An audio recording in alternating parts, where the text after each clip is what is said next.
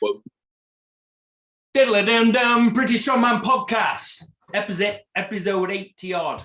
So, Shane, tell us about your comp at weekend. So, since we've been hosting this Strongman podcast, we've talked about me competing and going through different phases and whatnot. So, this is the first time since we've hosted this that you've competed in Strongman, isn't it? The first time in 4 years, Josh. Yeah. So. Yeah. OG. So tell us about it. How did it go? I'm going to interview you about it. It was a lot of fun. It was just a good day. Yeah, I enjoyed it. I was just, to be honest, mate, I was just glad that I turned up. You know what I mean? Like I said to you in the past, I keep setting dates to do stuff, and then I'll get 2-3 weeks into training, and I'll be like, I'll just basically get this surge of motivation and start training, and then after 2 or 3 weeks it just dies out or other stuff takes priority. Whereas this time round I managed my work better and stuff, and basically I just tried harder, to be honest, to fit it in, but I kept up the pace, and I didn't miss one training session, I didn't miss one event session, so yeah, that was the comp was good and I had a good time and stuff, but I was more training up to it, you know what I mean? Yeah, well, let me just chip into that, because I want it to be, obviously I want to hear about you, but I want to think I want to use what you've done this weekend and how it, and basically say how it can help other people. So what I think you've done really well there from an outsider looking in was you say, oh yeah, I've worked harder or whatever, but realistically what you've done is like you just said earlier, is you've worked smarter, you've planned, you've looked at what you've done in the past, where you've entered stuff when you've been feeling motivation high, blah blah blah blah blah, and then things have dropped off. Whereas what you've done with this one is you've picked something, and then you've respected the fact that you can let other things take priority. You know, if you're getting too busy with work, you take on too many clients, or you've got a few different projects going on. Sometimes it can be you think about your competition or your own training can be one of the first things that you just fucking sacrifice. Whereas actually getting more organized so you can actually put that up the priorities list and justify it. I think that's a big lesson that anybody can take. What do you think? Yeah, for me, I'll be straight with you, mate. I literally just, instead of sacrificing time during the day, I've just slept less, basically. I'll be straight with you. That's what I've done. If you look, I track my sleep with my Whoop. I love it. If you look at my sleep, it's literally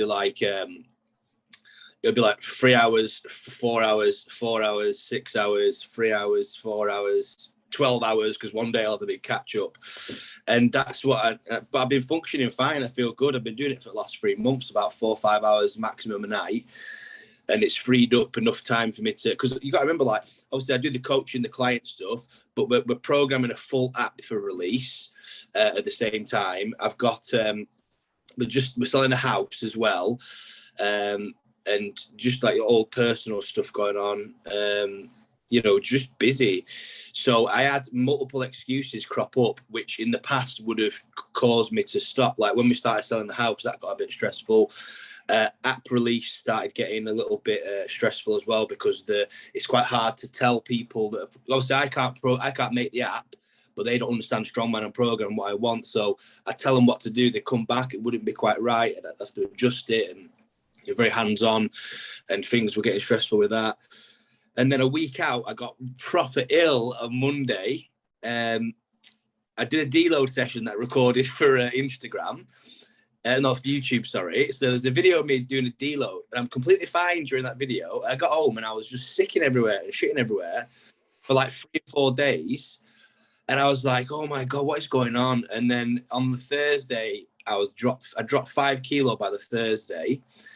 But I woke up Friday and felt fine. So I just drank as much as I could, ate as much as I could. Woke up Saturday, felt even better. And then I was going into this comp with no expectations.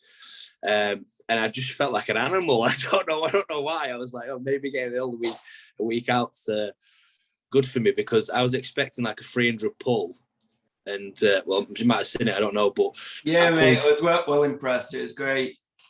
Yeah, I don't know where it came from, mate. I was like, Jesus Christ, crazy. Because you've been training, you fucking, as soon as you hit that, you hit 270 for 5, didn't you? And then I just knew, like, I just thought straight away he's going to pull 320. And you were like, oh, I don't know if I'll build, maybe I'll be able to pull 300 or something. Oh, bollocks, man. Well, I was pulled, I pulled, it's like it was like a round robin. So, yeah, like, there's about 8 people in the comp. So it was really fast. It was like about 2-3 minutes between lifts. I did 220, 240, 260, 280. And I was like, they all feel the same. And then I pulled 300 and I was like, what the hell? That felt the same. And there was like 2 people left at that point. So it was about a minute and a half rest, and I pulled 320. And then there was just me left at that point, and James Brown. James strapped up and tried to pull 340 and couldn't move it. So I had about 30 seconds rest. And then I pulled 340 to my knee. Right. You know when you're in the absolute mong position that you could finish if you kind of like, if it was like, life or death, you could finish it at the sacrifice of your back.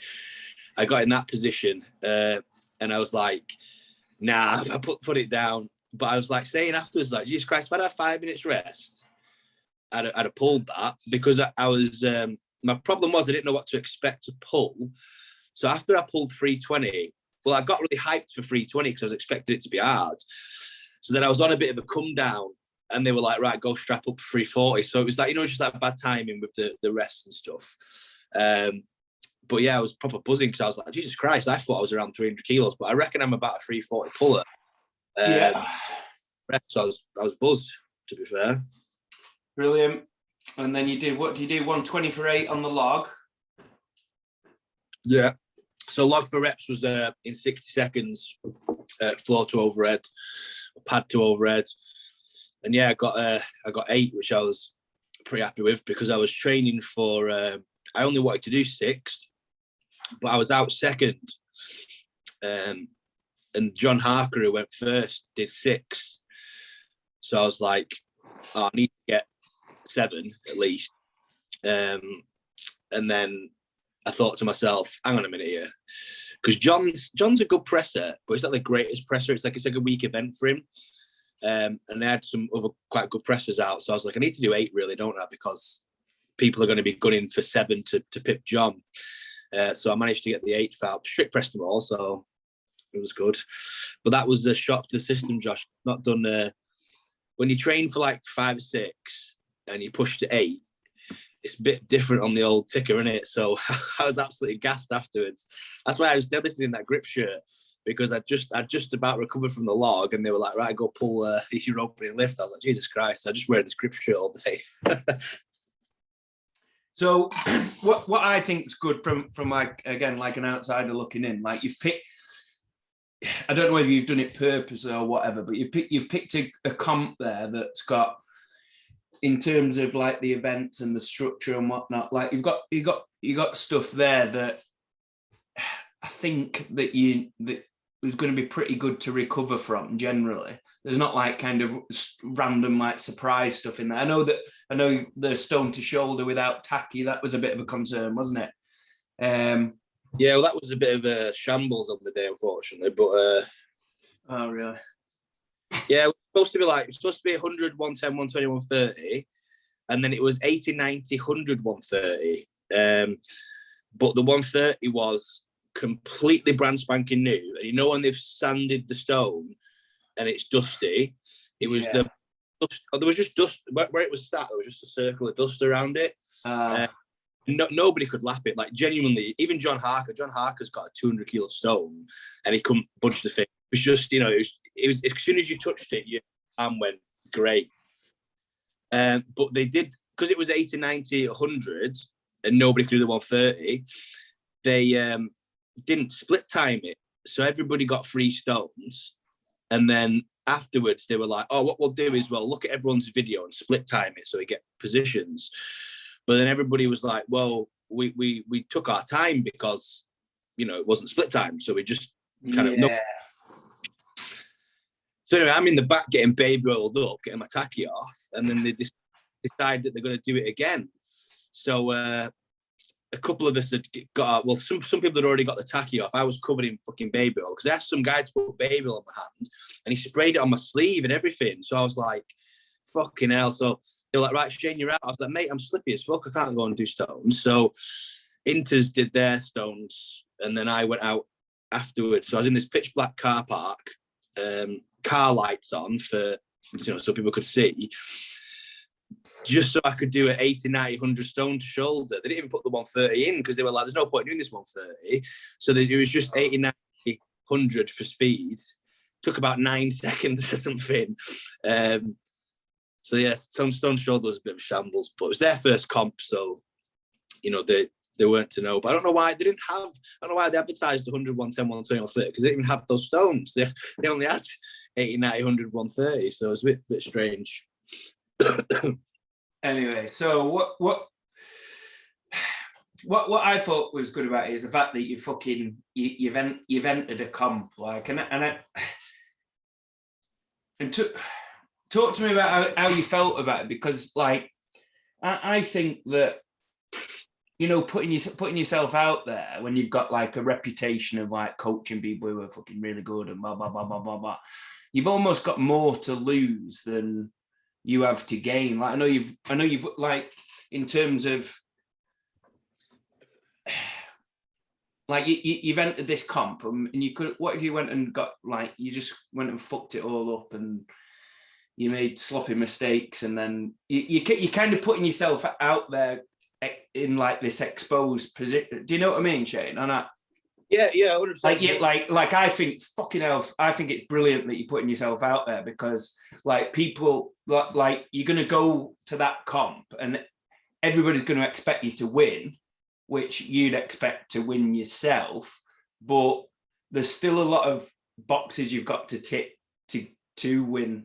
Do you know what I mean? But like it's sport, like there's a lot of things that can go wrong. Yeah, it's like I've been coaching. When I was competing in strongman, I was obviously very good. I was always doing really well in the 105s and 80s. Like I really want to win England's under 90 just because I'd be the only person to win it at under 80, under 90 and 105. Like a national title in 3 weight classes. I still need to do that. I've only ever come second at England. I've come second like 4 times. But still, I had a good, run. And all the people that beat me at England were like, at the time, some of the best in the world, not just in the country, you know what I mean? Yeah. So I've got a good reputation, but I haven't competed in so long that the kind of era of the lightweights has changed. Like no one competes really, apart from like maybe like General and Flash. No one really competes from my time. Rob Ward doesn't lift anymore. James Ward, Tom Hibb does his log only, you know what I mean? And Aaron McGoyan, he comes back sometimes and does like the 80 log record and stuff. But we've all moved on. But still, it's kind of like looked at as we were the best of like, 8 years ago or so, and these are the best now. And people want to compete against me. People want to beat me, basically. Yeah. I suppose that was my point. Like you're going there and people are trying to fucking like take scalps, aren't they? Like, oh yeah, I beat Shane on this, or like that. Like, there's a lot of motivation for other people to compete against you, and I don't know. I just think it's class that you put yourself out there and be honest with you, fucking respect. I did feel a bit of pressure because like people were texting me like I was getting ready for the comp. People were like, I want to do this on log against you, and I want to do that, and what you're going to pull to. Are you going to pull today? I was like, well, I'm just planning to pull 300. And like, I'm going to pull 300. Everybody wanted to like pull the same as me, which is it's good because it put a bit of pressure on me. But still, I was like, fucking hell, like, I don't know. It was fun, but I enjoyed it. And I wanted to put myself in that like pressure zone because I've been saying that I think I can win. I really believe I can win Worlds under 90. I believe if I do everything right, I don't think it's going to be easy, but I think if I do everything right, my diet's on point, I'm disciplined with that, and training goes well, and if things go my way, then I could be the best in the world. So obviously Shane, let me fucking interrupt you there, right? I don't even think you have to get everything right. I think that's where sometimes you might go wrong in the past. Like, I think you're trying to get too many things right. I think you're that good.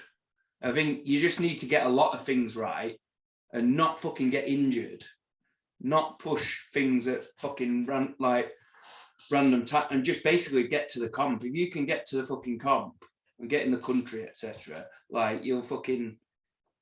I think that's what you need to focus on doing, man.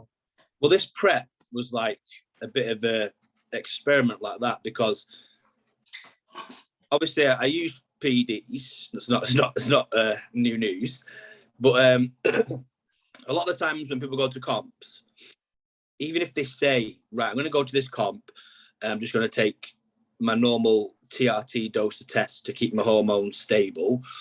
When they get 4 weeks out and they feel pressure, it's easy for them to just start taking a few tablets or just up it a little bit, or, you use that as something to kind of like help the confidence and whatnot. And I've been in the, obviously not competed in fucking years, but in the past, that's what I was like 5-6 years ago. If I wanted to go to, like, I'd always tell myself I need to go to Northern Qualifier on the least gear possible. Yeah. Because the Northern Qualifier, you don't need to take anything for it. But as I got a couple of weeks out, I'd start being like, oh, what if I don't qualify? Like, I'm not on anything. Like, what if I don't qualify and I don't even get to go to England, And then I'd start taking some extra little bits and getting nervous, or training, like you say, training too hard, basically, like going too heavy.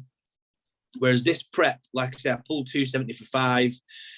I was on TRT dose. I was getting nervous, especially because it was against some good opens lads. Like, I know they're young and new to the sport, but they're still big fucking dudes, strong.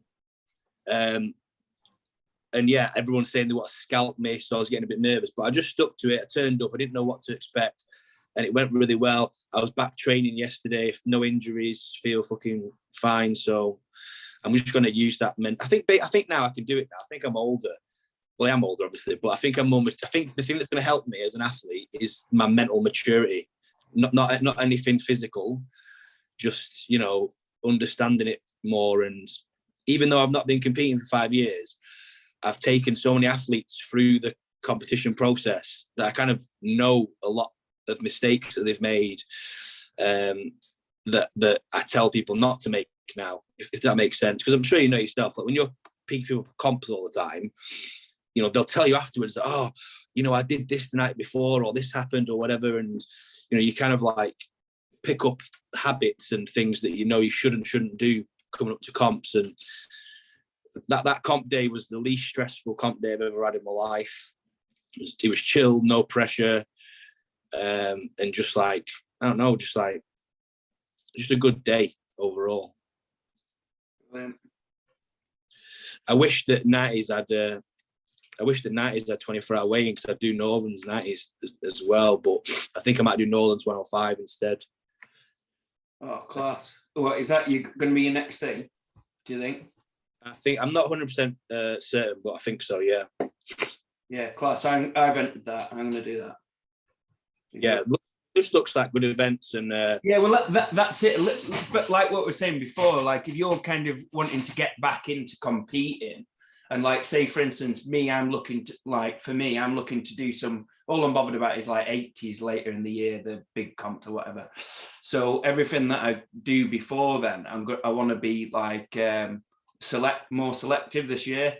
And I look at, like, say, a comp like the North Qualifier, it's like good heavy weights, but the like staple events that we know that we can kind of recover well from, like yoke, farmer, like what is it 120 axle, 260 deadlift, 340 yoke, 130 farmers, 130 stone, which we kind of training those things as staples each week anyway. The reason why I was thinking about that is obviously this comp I just didn't have any gripping, and I need a competition that's going to give me some adversity. Yeah. I don't want to just because of that comp there, I think I only lost one event, I think. So I won every event and came second in one. So I didn't even have to like, you know what I mean? There wasn't ever like a moment of like, right, I need to pull a finger out here and do some stuff. It was pretty good for me. So entering Northerns, where the standard's going to be a little higher at because the Northern Qualifier 105 is pretty good showing usually. It's good standard of experienced guys. So I wanted to do that. Also, the grip thing, I really want to be able to, because I was farmers this whole time, even though it wasn't in the comp. Yeah. It was one of my main focuses because obviously the grip thing's an issue. But I want to have a comp with him so that I start feeling that pressure to, improve and really push it. So I think it's a 130 farmers in the comp, isn't it? Yeah. Which the reason why that's like so perfect is I can do 120 at the moment. Yeah. 40 meters, but I haven't tried any heavier. So 130 for 20 meters would be like a really good goal. And if I could get, consistent at that, I think I'd be pretty happy, because I feel like if there's a Farmers at Worlds under 90s, I feel like it's going to be around the 140 to 150 range. So that's in my head. That's kind of where I want to get to. So 130 is like a bit of a stepping stone to that. Yeah. So I'm not 100% certain, but I'm kind of 90% sure that'll be my next competition. I've been thinking about it over the last couple of days. So yeah. Cool. So little tip on Matt, Shane, if you get at Hicksy's, do some session on the girder farmers, because I think on the day, it's these like it's like the wooden ones that are going to bash into you a little bit, a little bit like those Anarchy ones. Okay. So yeah, I think that'd be worth practicing that. Yeah, with the axle as well. Be fun for me to do 120 for reps on the axle as well. I quite like axle for reps, so that'd be fun to train. And also another thing, I got the England's 105 event yesterday. I'm not sure if I'm supposed to say this actually. No. Well, are you going to say it or not? I don't have public knowledge. I just one of me sent me it, so I'm assuming that it's legal. I mean, I didn't ask for it. Just somebody messaged me like, "Oh, I've got England's 105 event." Well, remember, Shane, you're not just telling me if you tell me. Yeah, no. What do you think they'll be? I'll tell you what I think they'll be. I can't even remember off the top of my head, but I'm pretty certain it was like a max log, a car deadlift of some kind, a 380 yoke, sandbag throw, and truck pull. I think it was. Again, I don't know if that was like a random conversation where they're like, I'm thinking about this being the England's events, or if it was a text to loads of people saying, this is the rough events. I just got a text saying I've got the 105 events and sent the things. So yeah, fuck knows. Everyone knows now, don't they? Fuck it. Hey, to be fair, if you're promoting that 105 comp, and I wasn't supposed to say that, don't fucking text certain people the events thing, because it ain't fair on everybody else. So there you go. Oh, bloody hell. Right. That's true though, isn't it? If he's told one person, if one person knows, I should be able to tell everyone, because you can't give someone fucking extra prep. I'm assuming that he's just told everyone, and there's like a group chat going on or something. But yeah, that's the event. But anyway, I looked at those events and I thought, oh, that'd be a nice comp to do after the Northerns if I were to qualify, obviously. Max log, that's obviously a good event for me. Car deadlift, don't know whether it's front or side handle, but if it's side handle, that'd be really good practice, because the Americans love side handle car dead, so there could potentially be something like that in OSG. Sandbag throw, doubt it'll be in OSG this year because it's been in like 2 years in a row, hasn't it? But it could be. And then truck pull, I haven't done a truck pull in years. literally like probably 10 years. I think I've done 2 truck pulls in my life because it's quite rare to get a truck pull in the lighter weight classes, don't you think? Mm. So Yeah, I think I don't know if I've ever done it at a comp actually. Yeah, that's why I thought, oh, truck pull, that'll be a fun thing to do. So yeah, I just basically these comps I want to do, Josh, up to OSG, I want there to be like a variance of events, if that makes sense, just so that I've got experience across the board, because everyone knows I'm a pretty good static lifter, but actually back in the day in strongman, I wasn't known as a static lifter at all. Like I was known as a good mover with shit grip. That's what I was known as. And then it just so happened to be that since stopping competing, my static's gone mad, and I'm trying to get back my moving. You know what I mean? I want to be fast on medleys, and I can't say I was ever good at truck ball. I've done it twice, but I enjoy stuff like that. It's quite fun. So I want to make sure every comp's got different events. So Northern's 105, and then if I were to luckily qualify the England's, if it is those events, that'd be class because you can prep the axle, and then you can go and prep the log. Yeah. How many qualify from the 105s? I don't have a clue, mate. I assume it's like top 5 or something. Cool. But standard at North's 105 is pretty good, so it'd be a tough one to qualify. But yeah, cool. So for anybody listening who's thinking of competing, Shane's got back to it. So use that as inspiration. He's had loads of reasons why not to compete, like people thinking about taking scouts, like external pressures and stuff like that. But he's entered and he's seen it through. So fair play, Shane. I think it's fucking brilliant, mate. And I'm looking forward to seeing you compete this year. Well, it'd be good because if you do North, so you're definitely doing it then, yeah. I've entered, yeah. I've paid and entered, yeah. Okay. I'll confirm the date, and if it's all sweet, I'll enter this week, and then that'll be our first time competing against each other. That'll be fun. Oh yeah, that'll be fucking class. Yeah. By the way, before you go, what are you doing? What are you doing Friday? You train Friday, aren't you? Big Friday, isn't it? Yeah. I think think some people are doing to come and do Clash on the Coast qual. Okay, cool. I was going to say Flash. I'm not 100% sure, but Flash might be up. So as I say, I might pop in and say hello if you're about. But... Yeah, definitely. Yeah, welcome anytime. Come and train, whatever. All right. See you, mate. Sweet. See you, buddy. All right.